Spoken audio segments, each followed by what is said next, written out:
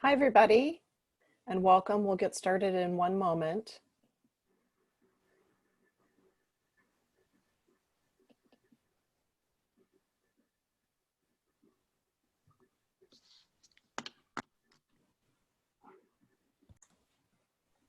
Hi, everybody. I'm Robin Shapiro. I'm the board chair of the Washington State Health Advocacy Association.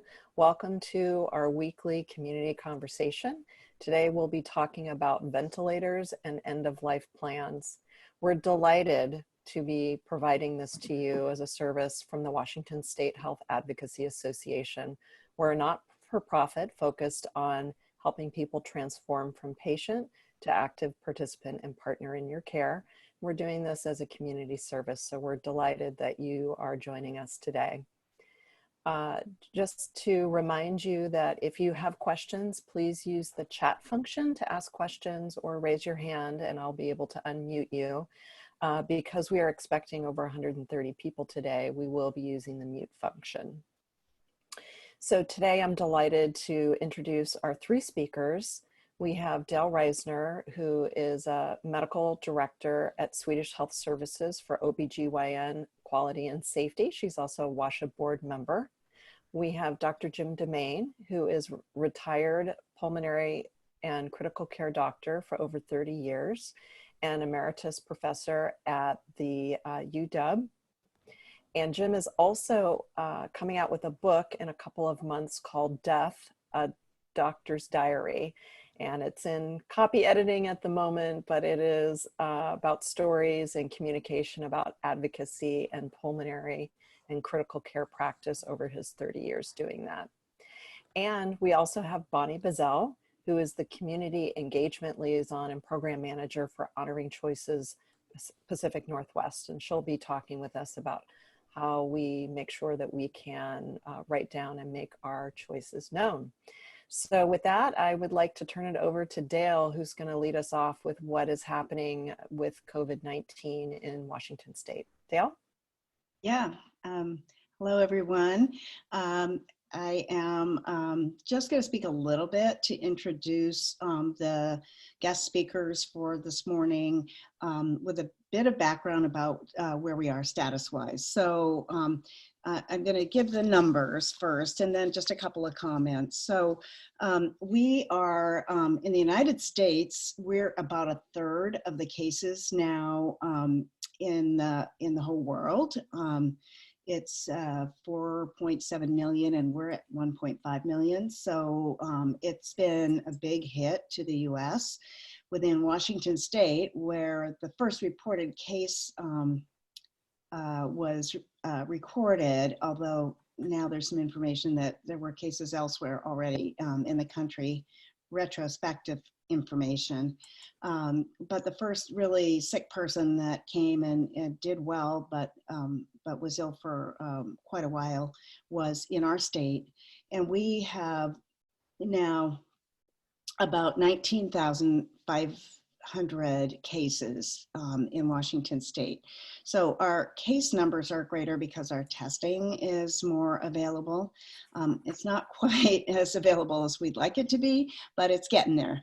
And as of yesterday, there were in King County, the highest number of deaths from COVID-19, and that was 529. The next biggest is Snohomish County, followed by Yakima County, Pierce County, and Benton County. So both Yakima and Benton were slower in onset. The urban centers in most of the states across the country got hit hardest, quickest. And now it has spread to some of the more rural communities. It just speaks to that it's a communicable disease that's relatively easily spread by droplets, by close proximity, and by not having the standard PPE that we talk about now for everybody, not just for healthcare workers. And that is being keeping your distance when you go into public spaces. wearing a mask for two reasons: to help protect you a little bit from getting COVID from somebody else, and also if you happen to be COVID positive and don't know it, to really cut down your chances of spreading it to somebody who may be more vulnerable than you are. And then I like to really stress hand washing and or gloves when you go into stores. And you're touching things and you're picking up packages. You don't know if the person who touched it before you was wearing a mask. I see on the rare times I go out in public, a good number of people that are not masking. And so just be careful, always have other hand sanitizer or gloves. And this is going to be even more important as the economy starts opening up. So elective surgeries are resuming today. And that's great. Yeah, and so that's great. It's great for people who need them. It's great for the healthcare facilities that have been hurting dramatically.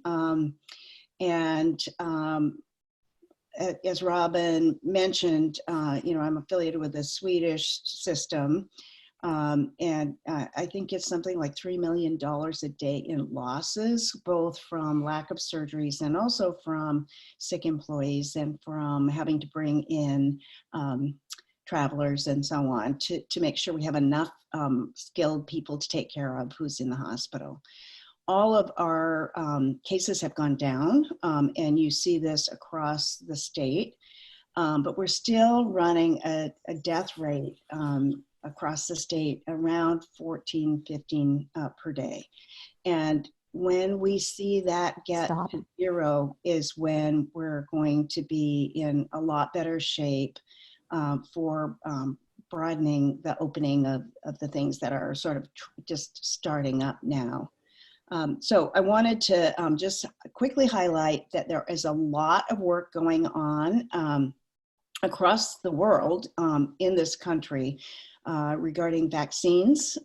There's a company in California that's got a very promising vaccine, but still early in stages of making sure that it, besides creating antibodies, that it actually protects people.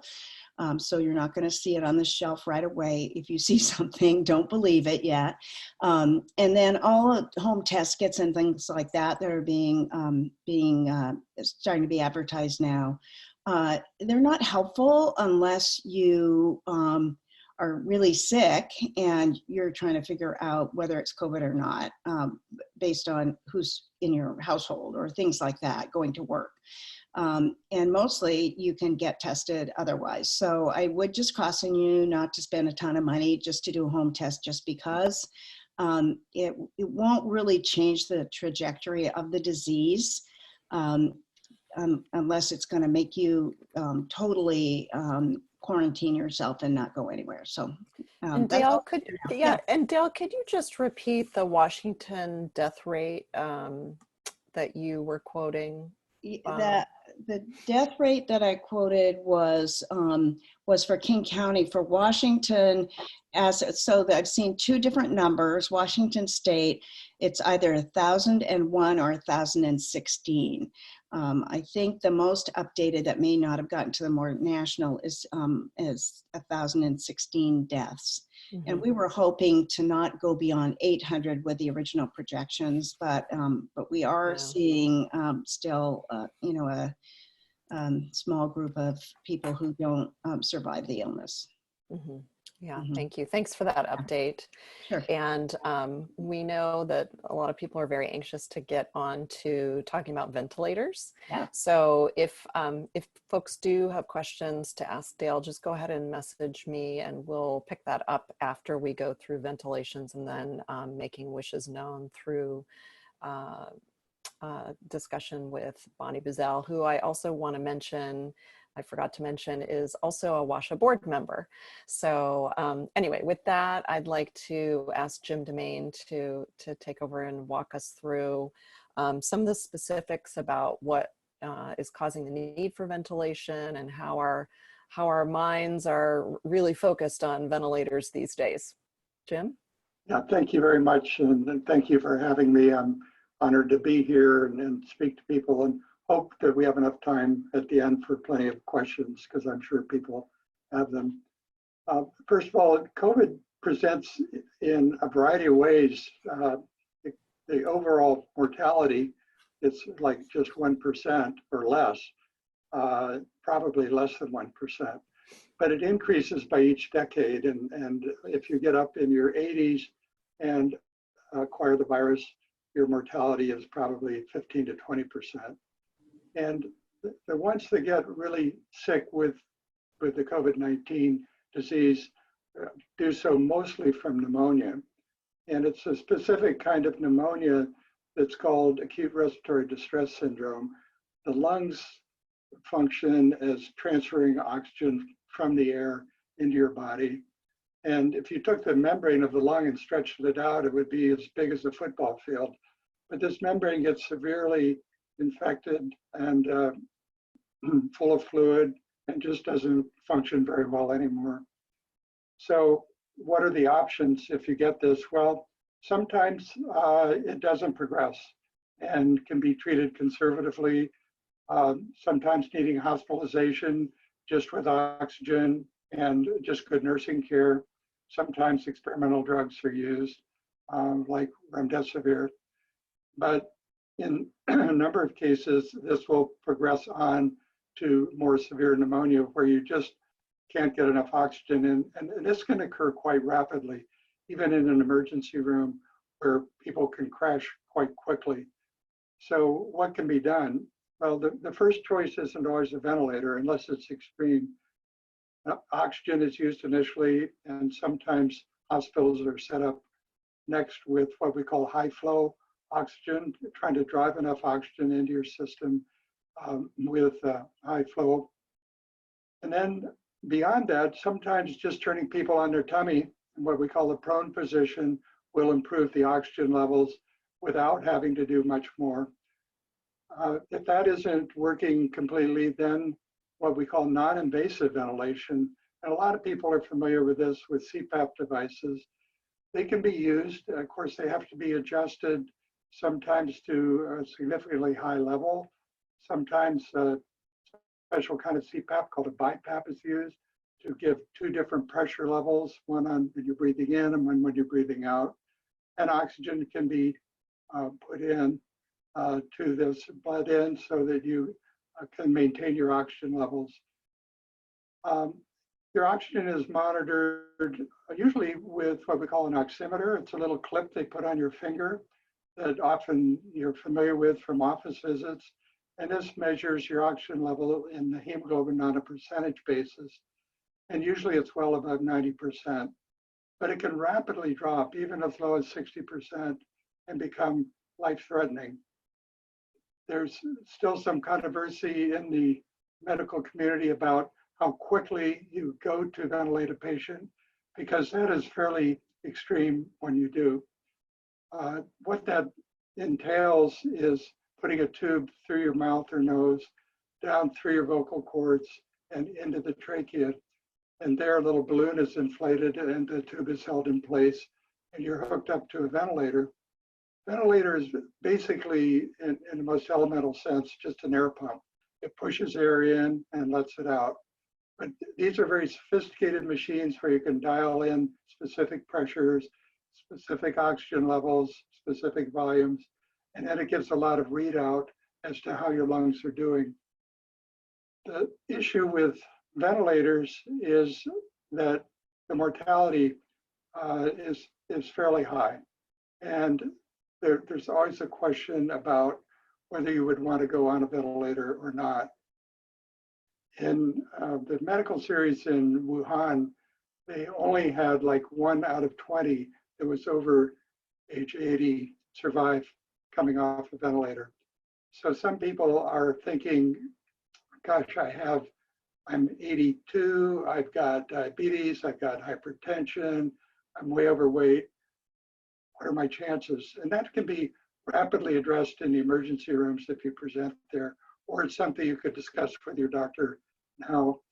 But some people are electing with a lot of coaching and pre-thinking before this happens as to whether they would want to take that route or not.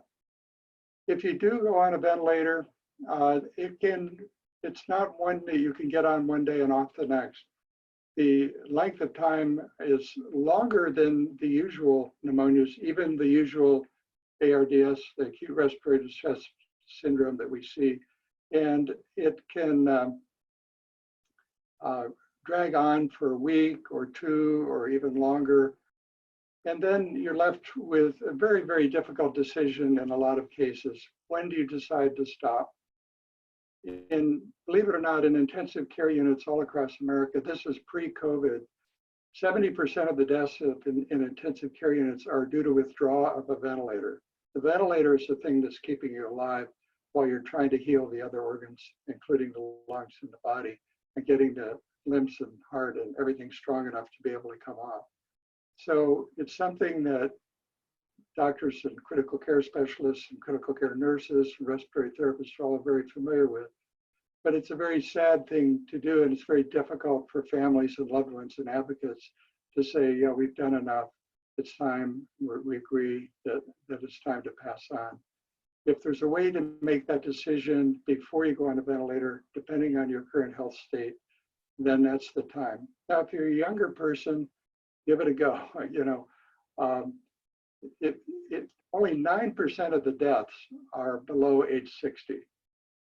So once on each decade, the death rate tends to go up. And of course, once you get on a ventilator, the death rate is even higher, but it's not zero.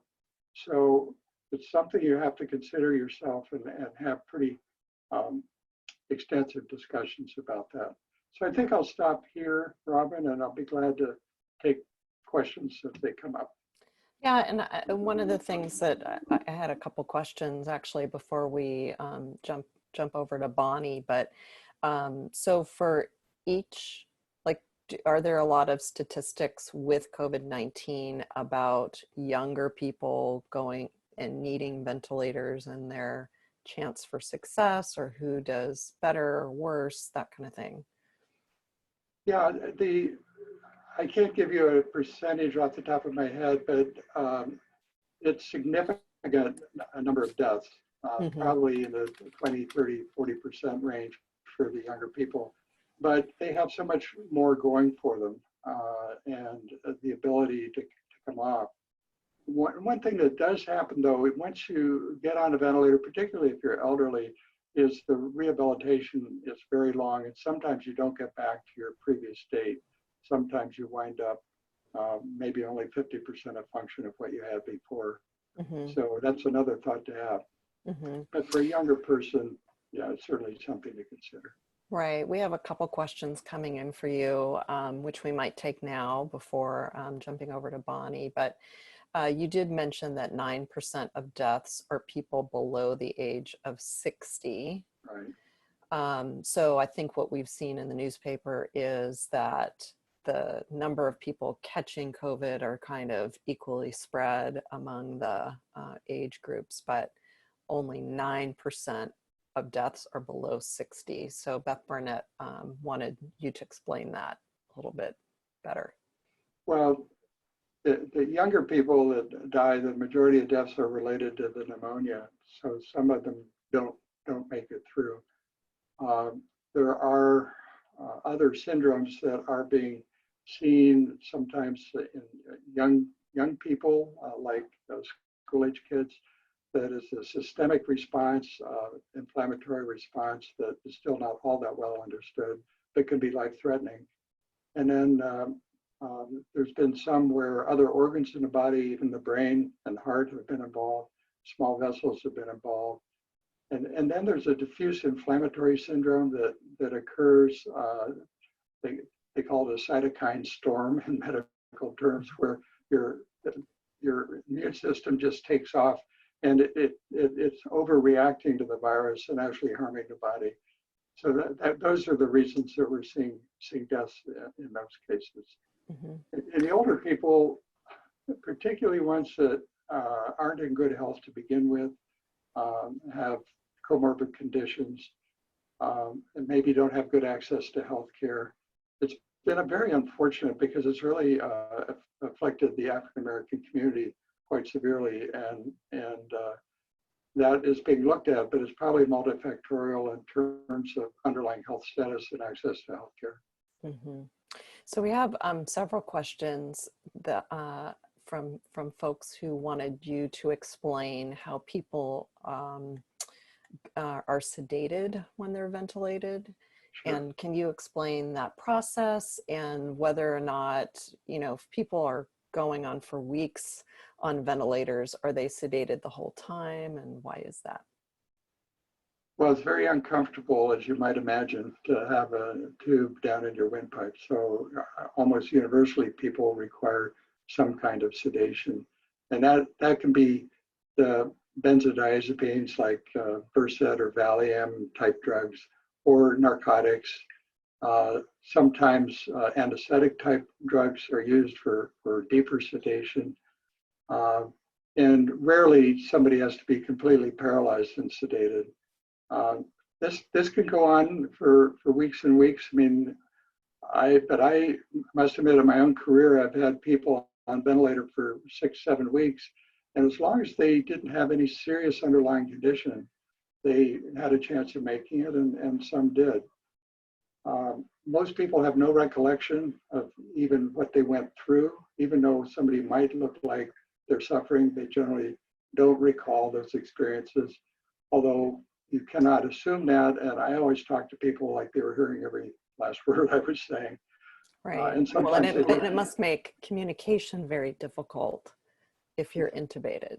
It's particularly difficult in this pandemic because everybody has to have protective gear on. And in general, up till very recently, they've not allowed any loved ones, relatives to come and sit. So you're isolated, except maybe for some brief moments of electronic communication, with iPads or whatever. I think Dale mentioned yesterday that I think some ICUs are going to begin to allow family in if somebody's being taken off the ventilator and allowed to die, or dying, in a situation where they're receiving palliative care and ready to pass on. Then they would allow relatives to come in. Mm-hmm. So we have many more questions for you, but what I'd like to do is turn it over to Bonnie Bizzell to talk about, because kind of seems like a good transition point. It's very difficult, obviously, once you're on a ventilator to make your wishes known. So how do people make their wishes known in advance of something happening? Bonnie. Thank you so much, Robin. Jim, thank you for giving such a great overview of what it's like to be on a ventilator. I think what we're seeing now is people are confronting various treatments that we've often talked about, and they're having to really think deeply about them. I think the best recommendation that I can possibly give is to have a healthcare agent, to find someone, name someone formally through an advance directive, and then to talk to them about what is important to you and how important different outcomes would be, what would be most important to you to live like. The reason I say that, I typically say that anyway, because we don't have crystal balls in medicine, and so we don't know how different things are going to play out. But particularly now with COVID-19, we're seeing so much information change so rapidly that it tends to be a lot easier to talk to someone about what you're thinking about right after you've read something. But you really do want to name someone and make sure you really discuss what's important to you. For example, what brings me joy is to be able to play with my dog. I get down on all fours, I growl, I wrestle with him. That brings me a lot of joy. And so as I go through and think, what treatments I might want, regardless of the time, right? We might be planning in what we could call the worst of times, but we always plan with the anticipation of better times. What kind of meaningful interaction with my dog would be important to me, and how can I make that most clear? I work for Honor and Choices Pacific Northwest. We provide free help and guidance with that. We're a philanthropic nonprofit. We even train people. And so I offer that up. Just, if you're struggling or figuring it out for yourself, or if you want to talk with loved ones, we help with that. If you want to go out and be a person in the community who feels comfortable and confident in talking about end of life and planning for that, we also are happy to do that. So I'm going to stop there and see if there are any more questions for Jim or for me, or if you have any other questions. And I'd just like to say thank you so much, Bonnie, for being here today, for the work that you do, and for offering free training to anybody who wants it to help to have these conversations. It's such a great training. Beth Droppert and I have taken it before, and it's really great for the community. I just want to also mention that we will be providing a resource guide probably tomorrow that will include contact for training and some other resources regarding ventilators. So we do have a lot of questions here. So thank you everybody for submitting your questions, and I'll be working my way through them. Jim, Iodoka asks, or states that you mentioned that 70% of people coming off ventilators would die pre-COVID. So can you talk about the perceived success of ventilation, what people are thinking about versus the actual statistics, both pre-COVID and now? Yeah, I didn't mean to quite state it that way. I meant when 70% of the deaths in the ICU are people that are dying, and we've treated their heart, we've treated their infection, we've treated whatever else is going on, their kidney failure, maybe they've had dialysis, maybe they've had all kinds of things going on, maybe their cancer has progressed. And it comes a time when, after having a family conversation and having what we call shared decision-making process, where everybody gets on board, we call it forming a moral community in the ICU, where everybody is focused on the patient's needs. And then you have this discussion, explain the options, and then the whole trajectory of somebody's illness. And then at that point, the only thing that's keeping the patient alive is the ventilator. For example, I had a 17-year-old high school student with cystic fibrosis who very unfortunately had a severe flare-up and got put on a ventilator. Well, it was impossible to get her off the ventilator. She wasn't a candidate for lung transplant. And my colleague from the university came over to my hospital, and we sat with the family. And then we knew that she wasn't going to make it. It was a very difficult decision, obviously, for the mother.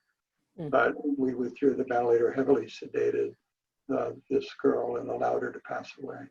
So you're not causing somebody to die. You're basically allowing somebody to die. The ventilator is the last thing that is kind of keeping them alive. Thanks for that explanation. Actually, this is related. Mary Pope asks, given the poor recovery rate after ventilation, are there other assertive measures healthcare workers are learning to use as intervention before ventilation? We know about positioning and oxygenation, but wondering if there are any other techniques or therapies. Thanks, Mary. Yeah, you kind of are dealt a hand that you have to play the hand that you're dealt with when somebody comes in. I mean, if they're morbidly obese or have diabetes, those are conditions that are really long-standing. Same with hypertension. So you can try, various physical therapy things. You can try mental health support. Certainly, the caregiver support is so important. We tend to focus on the patient, but how about the caregivers and the trauma that's involved when they're isolated from the patient? In terms of other things, I didn't mention drugs. And Bonnie's point is that we don't know the trajectory of this disease because so much science is going on concurrently. So maybe there will be a drug breakthrough. I don't know. They're trying some triple drug therapy regimens. There's maybe like 100 different drug trials going on right now. The other thing is taking antibodies from recovered patients, what if we gave those earlier when somebody presents immediately with pneumonia? Will that affect the course of the disease? So these things are all under study. So we can't say that what is occurring now will even be the same 2 or 3 weeks from now. You know, we may have a different story. That's what we're all hoping for. In terms of a vaccine, some people are pushing the envelope pretty fast. I more agree with Dr. Fauci that it's going to be a while before we have a true tested and effective vaccine. This is from Michael Wood. How do how do providers go about achieving informed consent for going on a ventilator, given the bad stats for positive outcomes and the complicating factors of no communications with patients or family?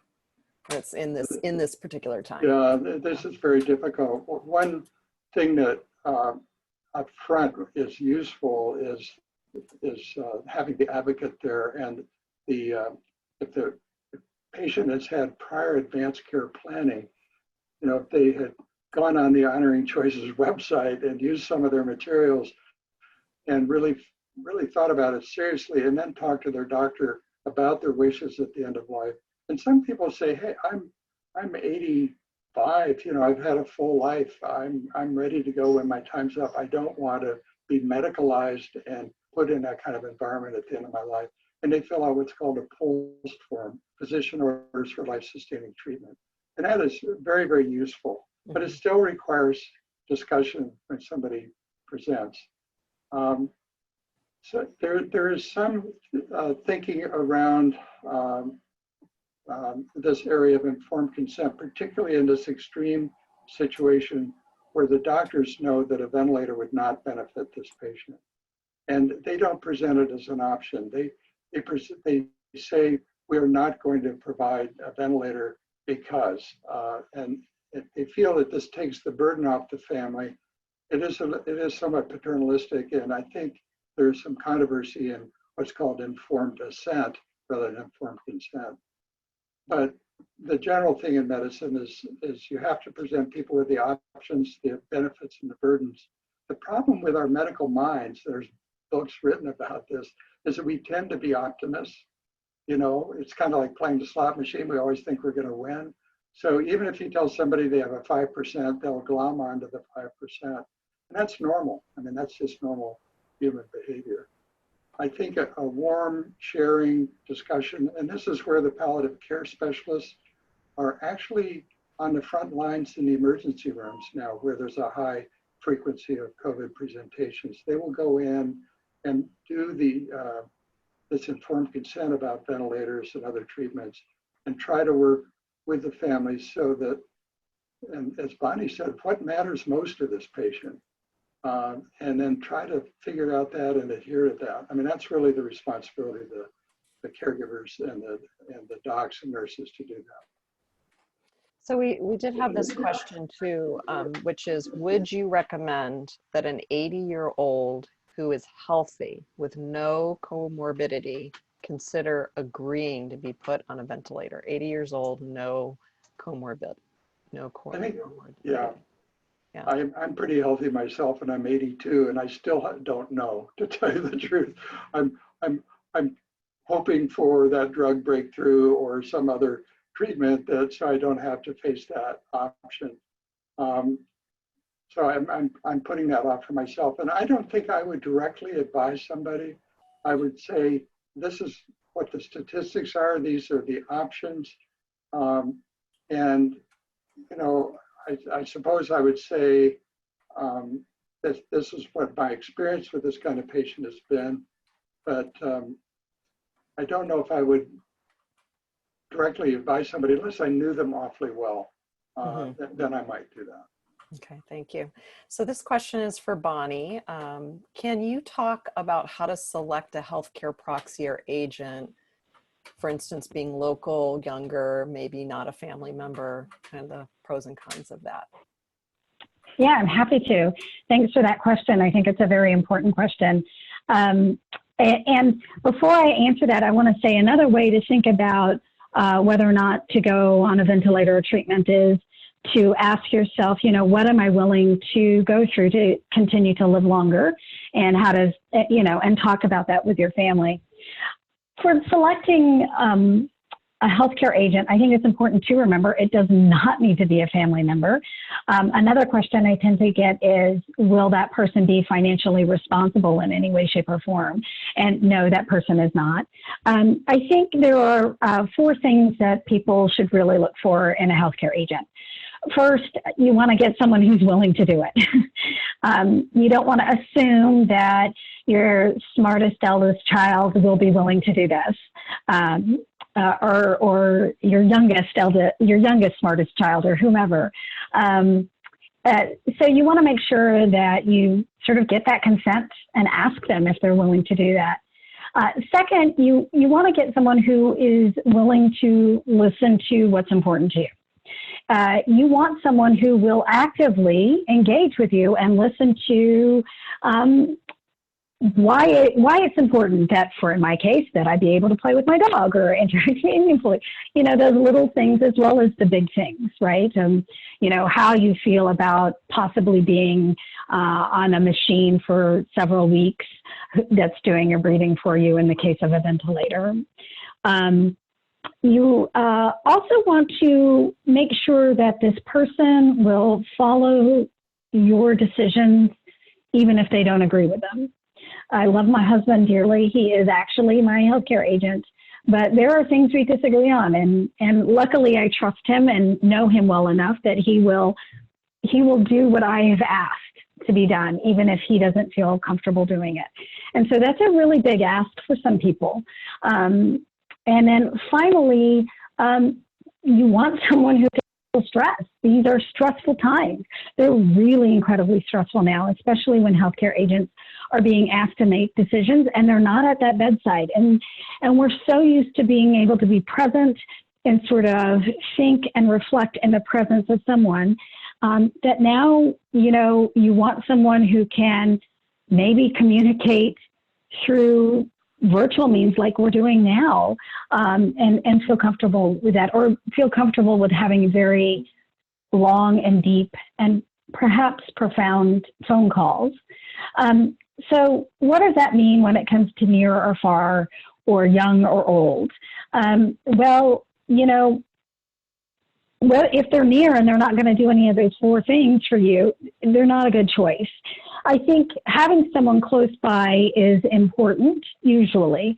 In this case, when people can't go into the hospital, it kind of becomes a moot point, but perhaps it's someone that you really, really trust. It doesn't matter if they're near or far, as long as they can be present when they need to be present. And that presence can be physically or it could be virtually. As for young or old, I think it's really important to mix up. Luckily in Washington State, we can name a primary and then have alternate healthcare agents. And I would suggest that, for example, I'm going to use myself as an example. I've chosen my husband. He's about the same age as me. We're sort of middle range, right? So, I've also looked at, do I want my mother who's older? Do I want a godchild who is younger? Sort of mixing it up so that regardless, there are backups there, so that, if both my husband and I came down with something serious, there is someone else who could take care of me. So I don't like to give a prescriptive answer of like, do this, do that, but really sort of look at it holistically. Are you providing guidance and care from a variety of different perspectives so that you're getting the best possible outcome regardless? And that means talking, if I'm selecting my godchild or my neighbor, it means talking to all of them and making sure they know what's important. And one of the things that I love about honoring choices in the training specifically is it just reinforces that just because you make your wishes known doesn't mean that it's a one-time conversation, it's an ongoing conversation. So I think that's really— And I think that's a really important point now, right? Again, as we make decisions in this current context, this context will hopefully change. We're hoping for that vaccine. We're hoping for a different, brighter future. So just know that you're going to have to revisit it hopefully sooner rather than later, right? When everything is, if not back to normal as we see it and know it, back to a better normal. And that we also need to periodically review it regardless. So we've had a couple, go ahead, Jim. I agree with everything Bonnie says, that it's so important to have somebody that really knows your heart, you know, what really matters most to you and is willing to honor that. And also being available at the bedside is a real plus if that's possible. I mean, somebody might have a daughter in Japan that is, you know, we're trying to link on video with or something, but that's pretty difficult and they can't see the day-to-day care that's going on at the bedside and have that much communication.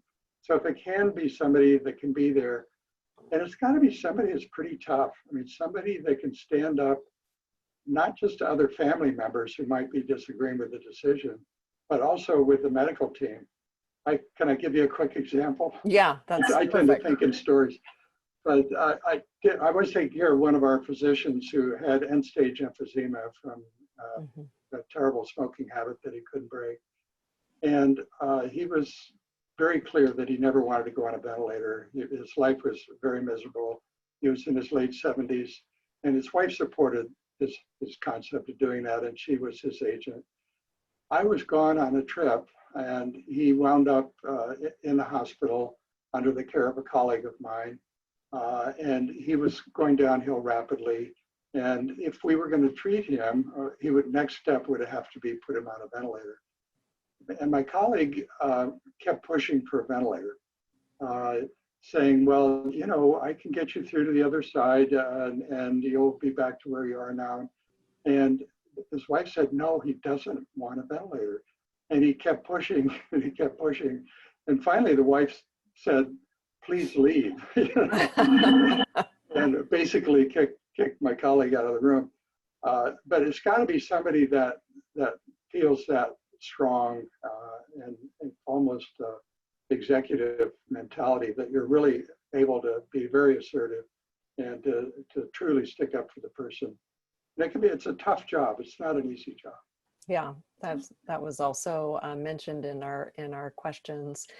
You know, we have some people who have basically suggested, you know, making sure, this is from Sean D'Amelio, that you're comfortable with them going to an appointment with you now, like in picking your healthcare proxy, that you would be comfortable having them accompany you or listen in if you're doing telehealth with you now while you have capacity to speak for yourself.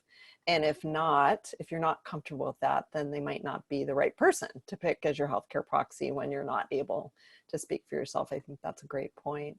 And I also wanted to comment from Steve Byrne, who runs the Final Roadmap, which is a system and a service to write down and share your wishes. He said that in an advance directive, you can actually put a time limit on being on a ventilator, which I didn't know. So if you're not improving, your advocate can have it removed, and that's something that you would have asserted before you go on a ventilator, which I think is interesting way to think about it too. Yeah, I actually encourage people, if they can, to write an essay, and that can be your hopes, your fears, your limits, whatever you want to put down in writing, and that can be scanned in with your advance directives. Your advance directives are really advisory to your healthcare providers. You know, when we're at the bedside talking with the advocate, the more information about who you are and what you want is really what we want to know. Mm-hmm. And I also want to put a plug in on our WASHA website with advocates here in Washington State. Some of them actually are available to be hired to be your independent healthcare proxy. So if you want someone who's not a family member and is not a friend, there are advocates in our area that will do that work. We did have a question earlier about a pulsed, And a question, isn't everyone required to fill out a pulse when they're admitted to the hospital? No. No, I think it's important to clarify that. That's advanced directive, and that is the pulse form you want to do with your primary care provider ahead of time so you can discuss each component of it. And then I would encourage that you have whatever decisions were made with a healthcare provider, that you go through that with a family member or your representative. An example with my own mother was we talked about it before she went to her primary care provider. They went through it. They signed off on what she wanted and what she didn't want. And she came and showed me, and I'm like, but no, that's not what we just talked about. And so she had to go back and get it corrected because I hadn't been at that visit with her. So super important. The pulse is helpful. If it's not changed color, it's kind of a bright lime green, and you can stick it on your fridge or put it in your freezer, and the EMTs know to look there to see even if you're not talking. In case your advanced directive hasn't been scanned into your medical record or available in your medical record, it's a really helpful guidance if you go to an emergency room, especially if you're not able to speak for yourself. Or if the EMTs arrive and they get it and it says, I don't want to go to the hospital, leave me, contact my family or whatever. So it is physician orders if it's done correctly, and it doesn't cover some of the things that you would put in an advanced directive but not everything. And I just want to really highlight what Jim just said about writing a paragraph. Because there's none of these documents that really address the core of who you are. I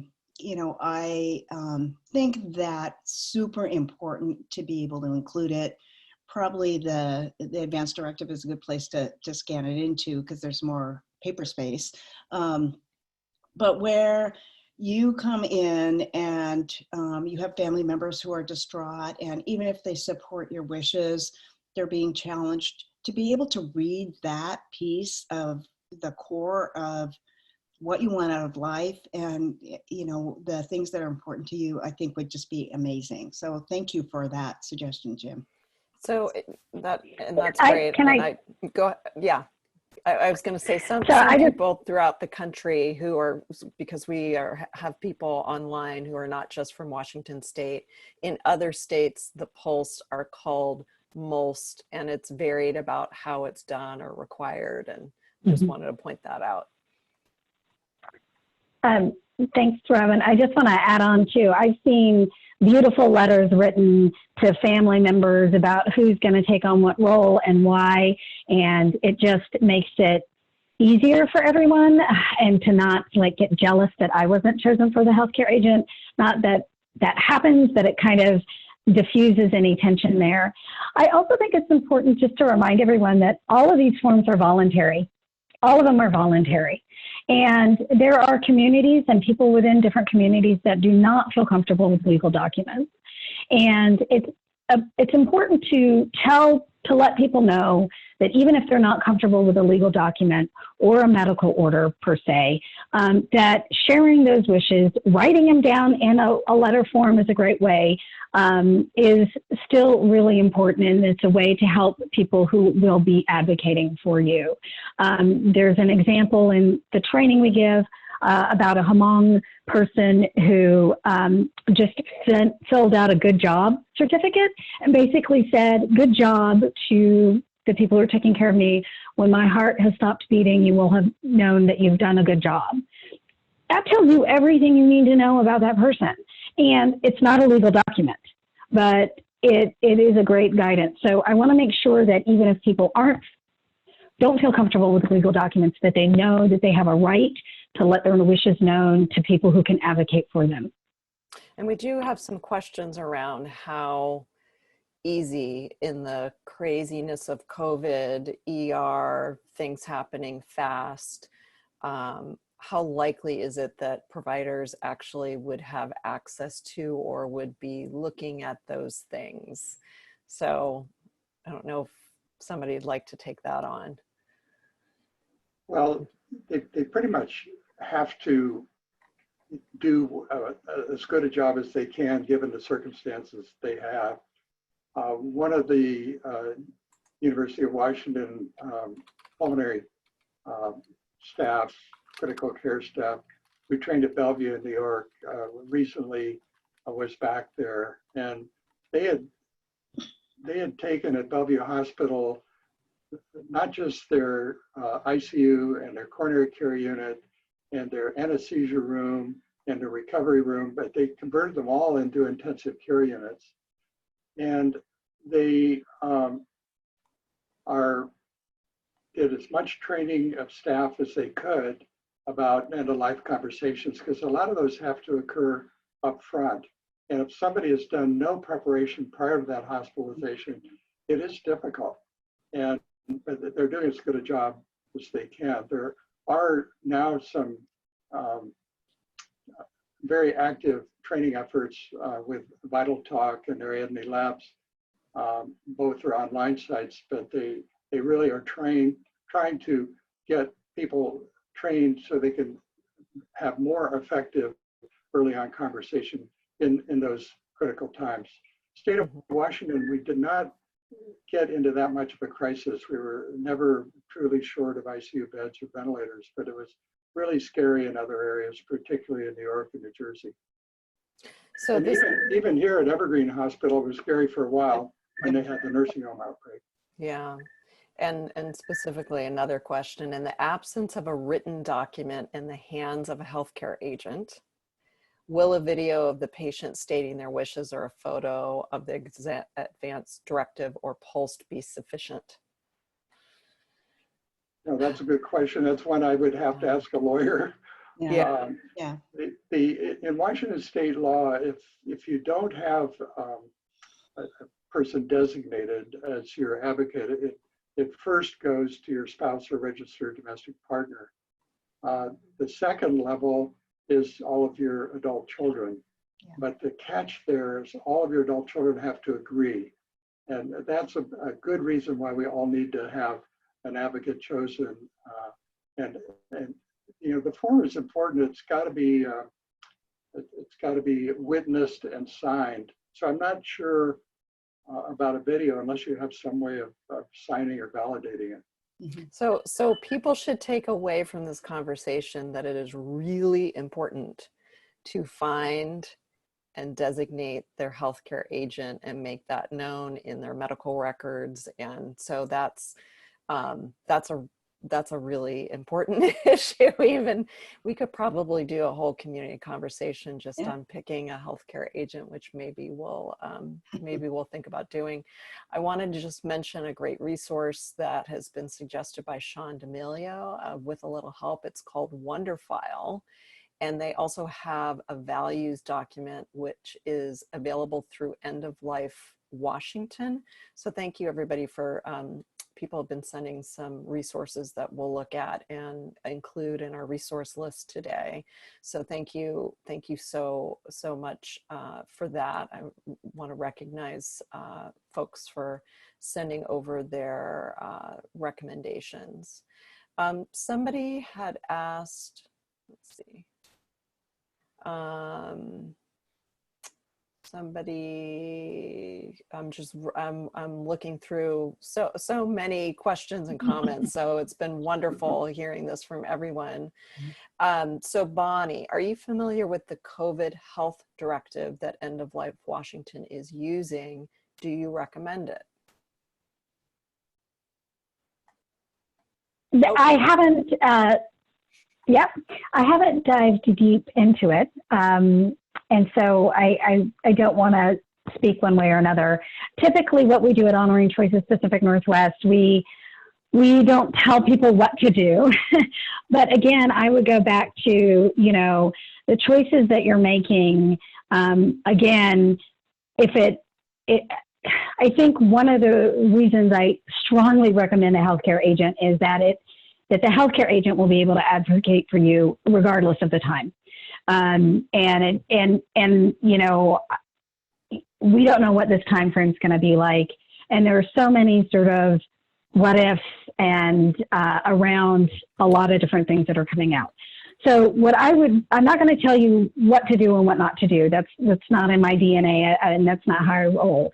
But I will say that, you know, as you go forward and as you create documents, to be very mindful about what those documents are, because those documents may outlast when you think they would. They might not be considered legal enough to act upon. There's a whole slew of questions. What I come back to is, you can avoid having to do all of that if you have healthcare agents. You name them, you talk to them. That is the best way. And that way, even if you filled out something and your idea has changed, they'll know it. And so I tend to be a little bit more conservative in that way and stick with the advanced directive that names your durable power of attorney for healthcare, that you supply additional values and preferences in that document, a healthcare directive if that's what you feel comfortable doing, and a PULSE if that's what you feel comfortable doing. And sometimes if there's specific treatments you don't want, you'll want to talk to your doctor about possibly filling out a PULSE. But again, I think it's such an individual thing for people filling out. And then different organizations might respond differently to different information. And so I just like to sort of put that out there. Yeah, in fact, somebody who I had spoken with a week ago, her dad was hospitalized and she was the healthcare agent and his wife wasn't, and she was having trouble getting information out of the hospital. And so I think some of that also is coaching and supporting people who are healthcare agents to know what their rights are in terms of requesting information and making sure that they're getting that information. So yeah. I just wanted to add to that it's multiple ways of communicating is always good, because your advocate may not be there when you get taken to the hospital, and likely would not be unless it's a direct family member. And you want the people that are doing invasive procedures, such as putting on a ventilator, to know if that's not what you want. And so if you can have your advocate who can help guide through things where conversations need to happen, and can help support your wishes if you can communicate partway or not, that is perfect. But I would always try to get something that is part of your medical record. Now we have Care Everywhere, or even if you are anyone who participates in that, even if you're in a different hospital than where you would typically get your care, they can look to see if that document is there. So I would do it by fit. I would have the human and I would have the paper trail, because sometimes the paper trail is what they see, the only thing they can see when you first go in. right. And Carolyn Stevens suggests that one option regarding information sharing is to include a basic HIPAA for your healthcare agents. So everybody should be doing this. And I will say, as we're wrapping up here, we're almost done. We still have more questions, but you know, WASHA, our organization, is really focused on helping empower people around all of these discussions and providing tools to the public to help with this. So if you have found today helpful, please, you know, join us as a free community member. If you're able to financially support WASHA, please join as a supporter member. We have a lot of suggestions coming in on the chat line. And so we'll take a look at that as we're wrapping up here. But I just want to say thank you so much to Dale, Jim, and Bonnie, and just give you one quick last word of advice to get in, quickie like they do in the radio station. So Dale, last word. Last word. Take care of yourself. Think ahead and be careful. COVID is not the only thing that's a risk. But where we have some warning, take care of yourself. Great, Jim. Last word. Yeah, we're in kind of a pause in society right now. We have a past and we have a future. You know, we will get through this somehow. In terms of what we talked about I'd like to reiterate what Bonnie said, that having the advocate is probably the single most important thing. The problem with forms is they can't cover all situations. There's too many nuances, too many other things going on. And at the bedside, we're talking to the patient if we can, or the advocate and their family. One last thing about the PULSE form, I think it's very important for seniors or anybody that doesn't want CPR. That's the first selection you can make on a PULSE form. So I would particularly encourage people that don't want hospitalization or don't want CPR, are very clear about their status in life. That is important. It's what I call a 911 form, and that form will be honored. It's a legal medical order form that will be honored by the responders. Thank you. Bonnie, last word. I think the best thing that we can do is show each other we love them. And one of the ways to do that is to continue talking with them and communicating with them. And that includes talking about what's important to you, including acknowledging that they're important to you. So as we go forward and fill out the documents and do everything and talk to your loved ones and name your healthcare agent, don't forget to tell the people most important to you that they're important to you. Fantastic. Thank you, everyone. Please fill out the survey that we're going to be sending to you. Let us know what you enjoyed about today and who else you would like to hear from. Next Monday, we will have Denise Malm, who is a social worker at Wallingford Community Senior Center and a geriatric mental health specialist, who will be talking about how to create personal safety nets. So creating that healthcare agent and other people to support you. Please tune in next week, and thank you so much. Have a great week. Thanks so much, Dale, Jim, and Bonnie. Appreciate it. Thanks, Robin.